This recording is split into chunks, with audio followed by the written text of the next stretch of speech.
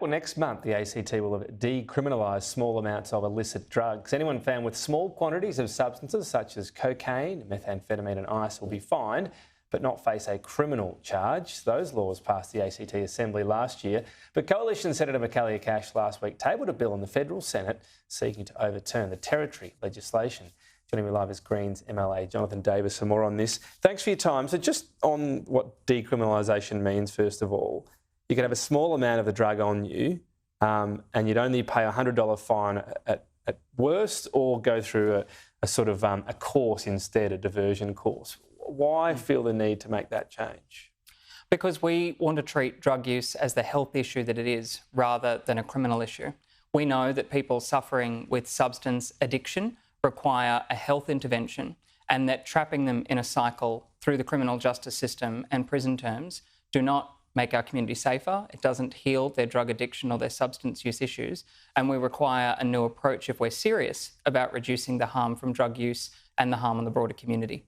So that the benefits for the individuals have been extolled plenty of times by experts. What about the deterrent, though? Is there some value in a deterrent for someone who might never have tried a harder drug? We're going beyond just cannabis use here. And maybe there'll be people out there that never would have tried it because it's criminalised and now it's not. Maybe they will try that drug for the first time. Does that concern you at all?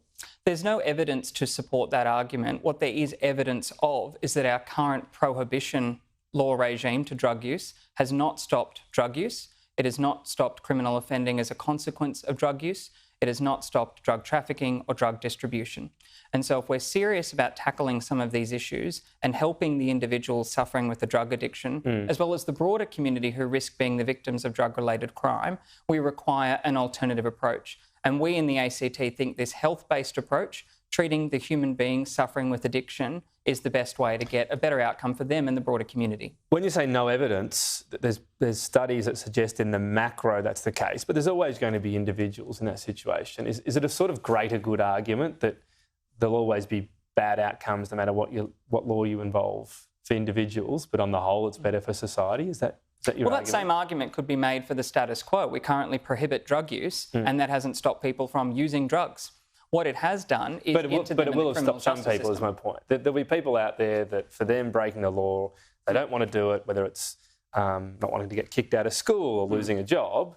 The deterrent does matter, otherwise we wouldn't criminalise anything, you know. So deterrent does have a role. Is it about, again, the macro versus the micro? Is that the argument here? It's a fair point. We've got a rich evidence base in the ACT, having decriminalised the possession of cannabis some years ago, and as a consequence we have not seen a substantial increase in the use of cannabis in the territory. So this is the next logical law reform to treating drugs as a health issue rather than a criminal issue, and the decriminalising the possession of cannabis has proven effective. What about the harder drugs? And a lot of people will say, well, that's interesting. So someone can have ice on them and that's not an offence. Is there a watch on this to make sure it doesn't attract maybe a cohort of ice users to Canberra and make the streets less safe? Are you at least open to, if that does happen, you'd have to look at these laws? Oh, I'm open to being convinced with time, just as I was open to being convinced of the merits of the legislation in the first place. It's fair to reflect that I had a more conservative approach to this issue when I was first elected to the Assembly. But you didn't want to go down this path. You were reluctant. Was that for the harder drugs? That was your concern? I had some reservations as somebody with a personal experience loving someone and losing someone to drug addiction. And I think that does take most people to a naturally conservative place. But I had a responsibility to the Assembly and to my constituents to engage thoughtfully in the committee process, to listen to clinicians, police officers, lawyers, people who have lost their family and friends to drug addiction, and people who use drugs. And the overwhelming consensus from the evidence the Assembly heard was that the status quo is not working, that a new approach is necessary, and that this is the right approach if we're serious about tackling the harm from drugs, not just on the individual, but on the broader community as well. If the outcomes for those individuals currently using drugs improve greatly, but the streets do get less safe as a result of any element of it. How do you measure that? Like, what are you looking at to go in 6 months, okay, maybe ice is a problem, maybe we have to criminalise that, or whatever the change might be? How are you measuring it? There are 2 points to that. It's important to note the Greens actually amended the government's bill to put a review clause into the legislation 12 months after it's enacted, just to ensure we're getting the balance right and we can account for any unintended consequences. But additionally, I was compelled by the evidence of one clinician in our committee inquiry who actually said to us, if you were to decriminalise drugs, you would start with some of these quote-unquote harder drugs, because these are the drugs that are causing the most harm to the individual consuming them, and as a consequence, the most harm to the broader community. But you do have that issue of Canberra's doing it, but the rest of the country's not. And that's where you get to a sort of slightly murkier area compared to if you were just acting as a nation. So again, I know there's a review clause, but how is it measured?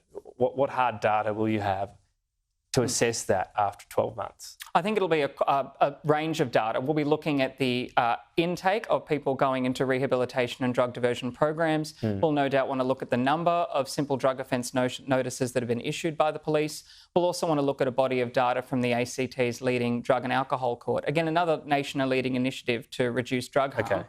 And there'll be a data set that comes from the court there as well. And what about policing options? So when police believe someone's taken a drug and they could still pose a danger, do they still have exactly the same powers to detain, get that person off the streets during a danger period?